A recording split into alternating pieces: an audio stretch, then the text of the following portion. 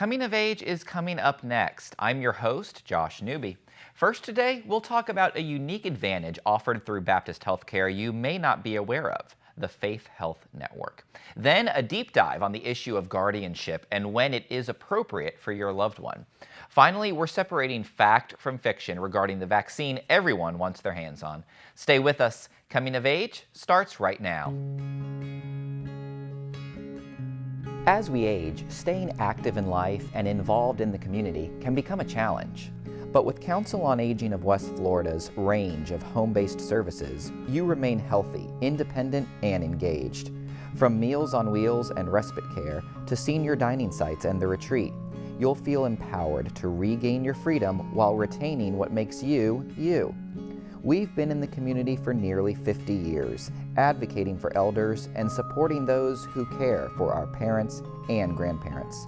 We were there when your father's health began declining, when your mother needed companionship during the day. And guess what? We'll be there down the road when you need those services too. Now, join with us as we talk together about the aging issues that matter to you. An illness can be overwhelming. Many people encounter challenges in accessing the care and information they need when they are sick. Baptist Healthcare's Faith Health Network is meant to build a bridge between Baptist and the people within our communities by developing personal relationships with local church congregations to ensure that members enter the healthcare system at the right place, at the right time, for the right reason, and they can understand that they are not alone. A representative from Baptist Healthcare joins us now to discuss these topics. Yes. First, what is the Faith Health Network? The Faith Health Network was guided and rooted in Baptist's mission to help people throughout life journey. It combines the many resources of the healthcare system with the strengths of local congregations to promote the delivery of high quality healthcare. The goal is to ensure that community members that are part of congregations come in at the right time, at the right place, and for the right reason, and that they don't feel alone. Recently, we've properly described what we do, and basically it's to educate, advocate, and navigate. When was the Faith Health Network started and why? It was started in Pensacola, November 1st of 2017. Baptists felt that it was time to go outside of the walls of the hospital and care for individuals and not waiting on them to come to us. So the goal is to make sure that community members, faith community members, can stay in their homes where they're comfortable. So we do that through health education, through screening programs, and actually finding the issues in the community so that we can navigate it properly to primary care, to specialty care, and other things like that. How has it grown and how many churches are involved at this point? It has grown faster than anything that I've ever seen. We began, like I said, in November of 2017. We had about 7 or 8 churches. Of those 8, about 5 of them were active. And today we sit at about 68 congregations with over 700 registered members. So what a registered member is, these are individuals that have given us permission that when they have an encounter with our healthcare system, that we can help them navigate through what's a complex system to a lot of us. So that's amazing growth. So much now that we're trying to do quality over quantity. And we're just making sure we're keeping the congregations engaged as we're in the pandemic. Why would you say that churches provide such a strong link to the communities that Baptist serves? Churches have an infrastructure that is very innovative and unique. They are amazing at conveying people, bringing people together. They're good at endurance, meaning staying with individuals as they go through certain things. And sometimes we, as a hospital system, we need those characteristics. Okay, and so the people that we're trying to reach They have a faith component to their health and healing. And so we use the congregations. Actually, we borrow their trust as we're building our own. We've seen instances, even through the pandemic, where a pastor will get information and tell this congregation, this is what we need to do, and watch them rally behind that support. Whether it's the flu shot, the COVID vaccine, whether it's, knowing your numbers as it relates to hypertension, we want to equip the pastors, which are those leaders. So they're the CEOs of their parishes and flocks. And so we want to make sure we're giving them the right information. Can you give me some examples of success with the program? Right. And so if I could go back just maybe a year or so ago, when we were actually newly implementing the program, it was myself as a director and our community health navigator, whose name is Alicia Williams. Alicia was going through the forms and filling out, putting them out in our database. And we noticed a parishioner of a congregation that did not have an address. So the way our database is set up, you can't skip the address field. So that prompted Alicia to call that church's contact, which is we call liaison, and to find out more. Actually, Alicia had to dig even deeper and actually call that member. We found out that the member was actually hotel hopping. She was homeless. And she had a very rare health condition, which had her on a walker. So you talk about the healthcare system in falls, walkers and, going in and out of hotel rooms. So we were able to engage a partner, Opening Doors of Northwest Florida. And with help from Alicia and Opening Doors, we were able to get that member housed. So those are just some of the things we but for us having the network, but for us asking for information, what would have happened to this individual and her child.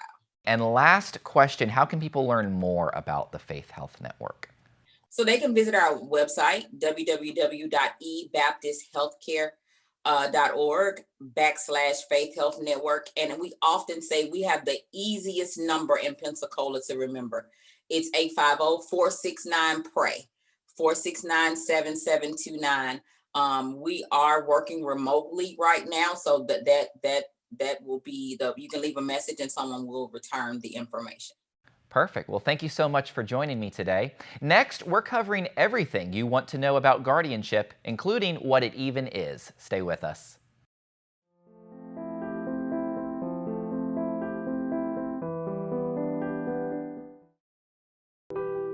Why do people love ACT's retirement life communities? There are more reasons than just the active lifestyle. Like ACT's Life Care, a plan that protects your nest egg with predictable monthly fees, even if your healthcare needs increase, so you can enjoy a carefree today and a worry-free tomorrow. Plan a visit and see why our satisfaction rating with current residents stands at 98%. ACT's Retirement Life Communities, where loving kindness lives. Dad? Just 1 minute, okay? Hey, Bobo, do trees tell each other stories? I'm sorry. I'm afraid I don't know that. Hey, why don't we go find out?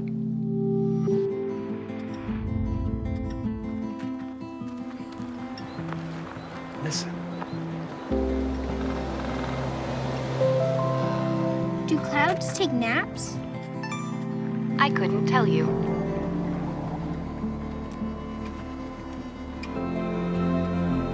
Can birds draw pictures? I don't have an answer for that. Dad, do stars visit their friends? Look!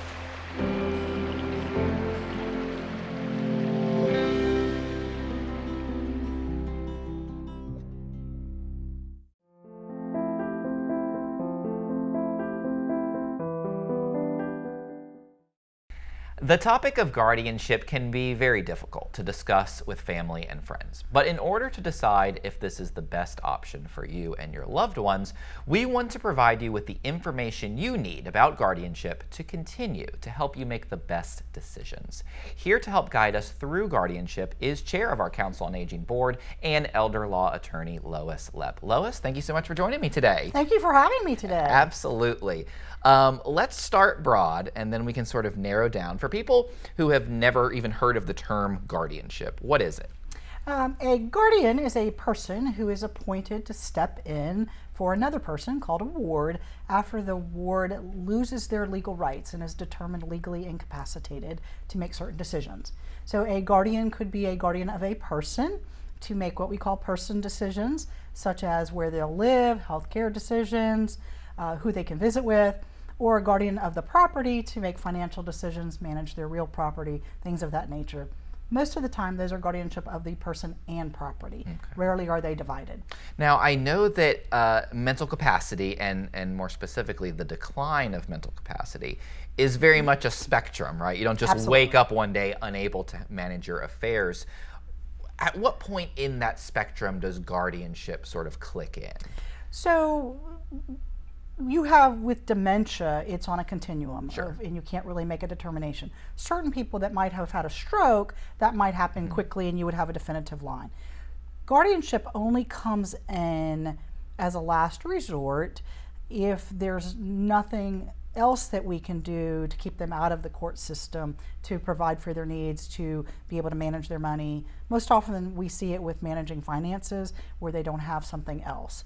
And so where someone might become incapacitated is often a difficult question. We say in my practice, most of the time, you should have come 6 months earlier. Gotcha. So families are trying to work it out. They're trying to protect them because they don't want to take away their rights. And of course, the lesson is to plan ahead, right? Because like you said, most people are late to it. Plan ahead. A failure to plan is a plan to fail. That's right.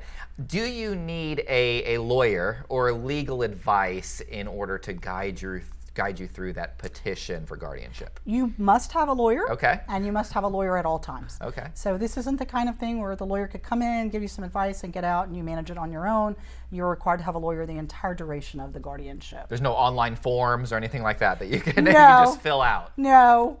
Too bad, too bad. Are there any alternatives to guardianship? Because I imagine that conversation is difficult, and some people may be unwilling to either be the guardian or to be the ward.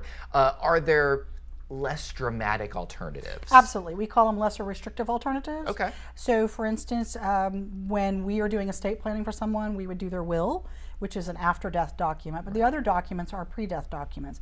We would do a healthcare surrogate.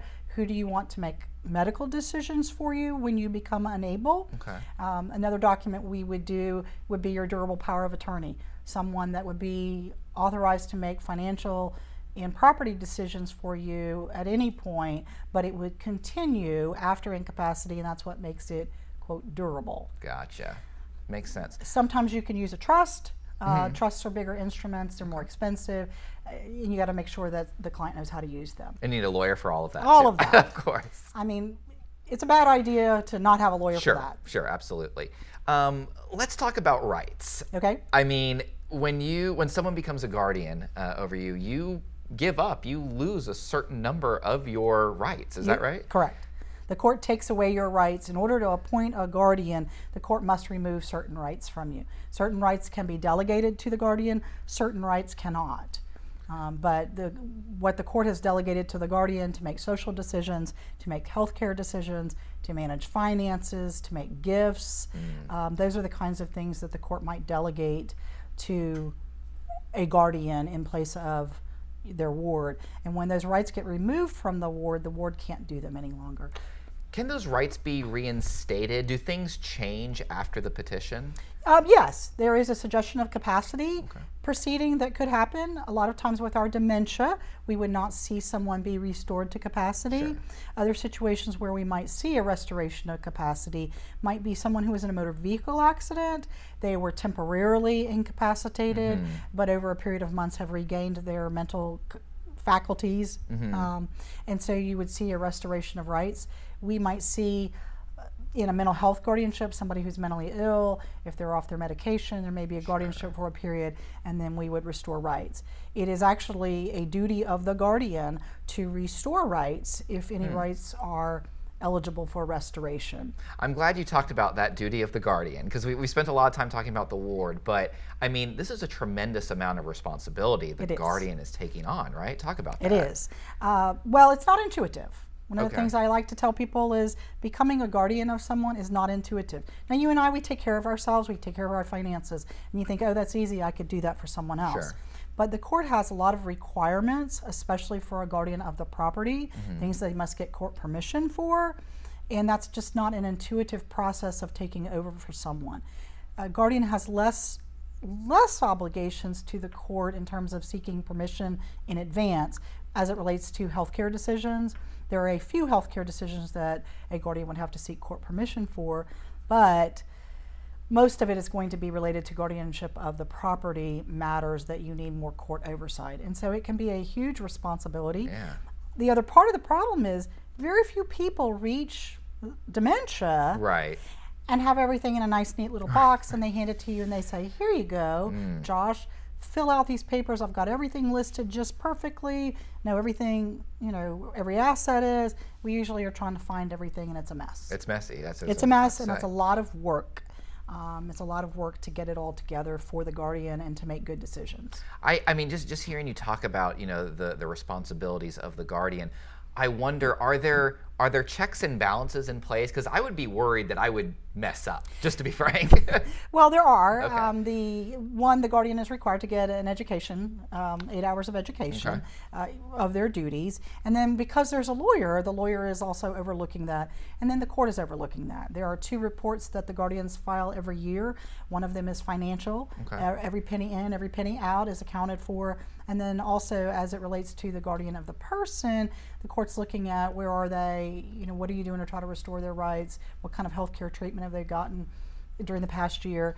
And you have to have a report from a doctor that certifies the continuing need. That's done annually. And is it on those reports that the court would step in if there was abuse or exploitation? Well, the court usually wouldn't know about it unless somebody brings it to their attention. So if it were one of my clients, I would bring that to the court's attention and seek to withdraw if necessary. But there are other people that may be involved. The family members, the immediate family member would have a right to come in and bring it to the court's attention and to suggest, hey, Judge, we need to take a look at this. Okay. Now, let's say that my father, for example, is in a certain capacity that he needs a guardian, but I don't want to be that guardian, right? It's just too much responsibility. I mean, what happens? Is my father just sort of, just left there up the creek without a paddle? No, there are a lot of options. One is we do have professional guardians, people who are paid and they take a course and they pass a test and they're certified and they're licensed, and they do have to post bond. So their professional guardian is an option. People who are other family members or friends might be eligible if they live in this state. A family member doesn't have to live in the state. A friend, someone unrelated, would have to live in this state. So a stranger, a non-family member, stranger, could be appointed a guardian for someone if they live in this state and pass certain requirements. I mean, in certain disqualifying requirements, such as a felony, something like that. That does make sense. Right. Last question for you. How does one even get started? Do we just call you or another elder law attorney up and say, we want to start this process? What does that look like? Well, typically they have batted around with friends and family and they're looking on the internet or something like that, and they call a lawyer and they'll say, this is my situation, what do you recommend? Typically we screen those. Do you have a power of attorney? Do you have a healthcare surrogate? Is there a trust? Do we have any other options? Are there any advance directives such as telling us, do not resuscitate me, don't keep me alive artificially, also known as a living will. And so we'll look at those and we'll look at that set of circumstances and make a recommendation based on that. But generally it starts with a phone call saying, I need help. A phone call to a lawyer. A phone call to a lawyer. This is, really great information. It's very important, and I imagine that a lot of people don't like to think about it. A lot of people don't like to talk about it, but that's why you're here, Lois. Thank you so much. Thank you for having me. Next, Florida Blue Medicare answers your questions about the COVID vaccine.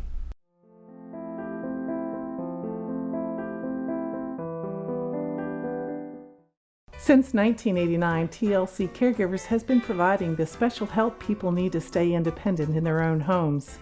TLC is an employer of choice in the home care market. Our employees are screened with level 2 background screens, drug-free, and have caregiving experience. If you have time, enjoy people, and are interested in joining us, go to tlccaregivers.com to learn more about becoming a TLC caregiver, or visit us in Cordova Square. The COVID-19 vaccines can be our chance to get back to our plans, who we are, what we miss, to get back to each other, to life. But it's okay to have questions, like, how were the vaccines tested? In rigorous clinical trials among adults of diverse backgrounds. Can the vaccines give you COVID-19? You cannot get COVID-19 from a vaccine. Why should I get vaccinated? Protecting yourself also helps protect the people around you.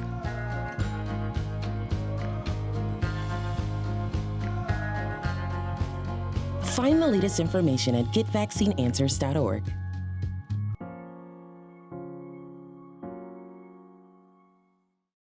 It's so sad. It's not.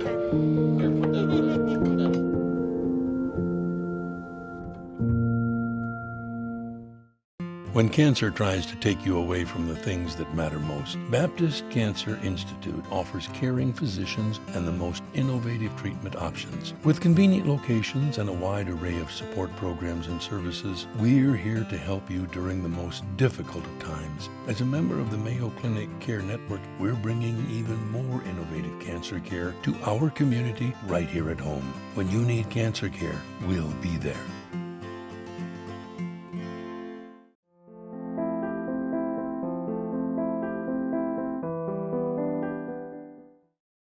For months, there have been myths circulating about the vaccination against COVID-19. Some are well-intentioned but ill-informed, while others are downright malicious. Well, here to set the record straight and help us separate fact from fiction is Dr. Cynthia Griffin from Florida Blue Medicare. Dr. Griffin, thank you so much for joining us today. So thank you, and thank you for having me on your show to talk to your audience about the most common COVID-19 myths.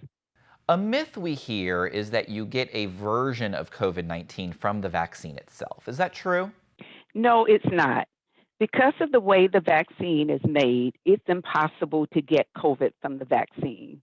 However, you may get some side effects after receiving the vaccine, such as pain or swelling in the arm. You may get some fever, low-grade fever, headaches, muscle aches, but these will go away generally in 1 to 2 days. And it lets us know that the vaccine is working. It's doing what it's supposed to do. It's producing antibodies to fight the virus. Second myth we're hearing is that the vaccine can't possibly be safe if it were developed so quickly. What do you say to that? So it is true that the vaccines were developed at a record pace, but they did follow all of the safety guidelines. They were developed in conjunction with the experts in conducting the scientific research that was necessary to produce vaccines. The existing infectious disease research, along with the financial support, helped us to get here quicker. And the vaccines have been shown to be safe and effective. And they are still being heavily monitored by the Centers for Disease Control, the Food and Drug Administration, and public health officials. A third myth is that if you've already had COVID-19, you don't need to get vaccinated because you have those antibodies from the natural immunity. Is that so? So even if you have had COVID-19, experts recommend still getting the vaccine. It is unclear at this time the duration of the natural immunity when a person who's had COVID and recovered.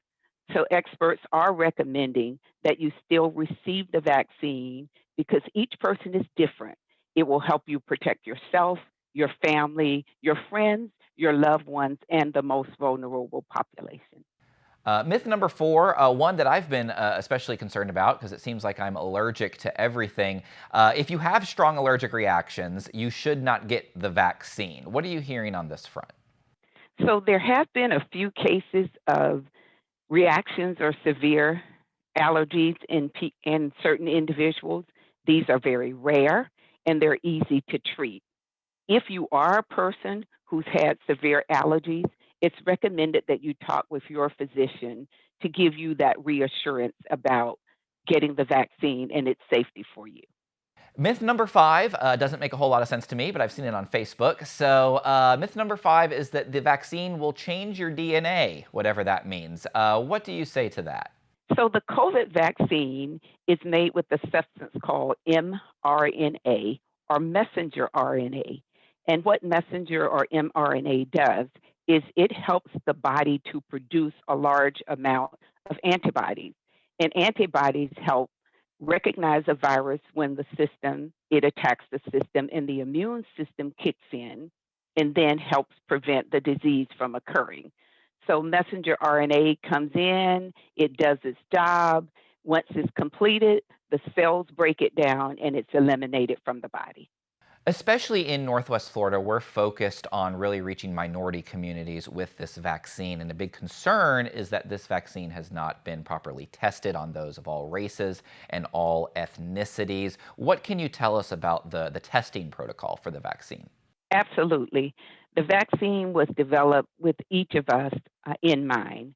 And the clinical studies have included individuals from diverse backgrounds, races, cultures, and ethnicities, including Blacks and Latinos. Now, I understand the history as it relates to people of color and their hesitance in particular, to get this vaccine. But one thing to keep in mind is that people of color are being impacted by a high degree of serious illness. So what I would say is to follow the science, protect yourself, and get the vaccine without hesitancy. Great information. Dr. Griffin, the last question for you, is there a cost to the individual for receiving the vaccine? There is absolutely no cost for the vaccine. Your insurance plan may be billed for the administration of the vaccine, but there is no cost to the individual for the vaccine itself. Very important information, Dr. Griffin. Thank you so much for coming on today. And until next time, enjoy life. You've earned it.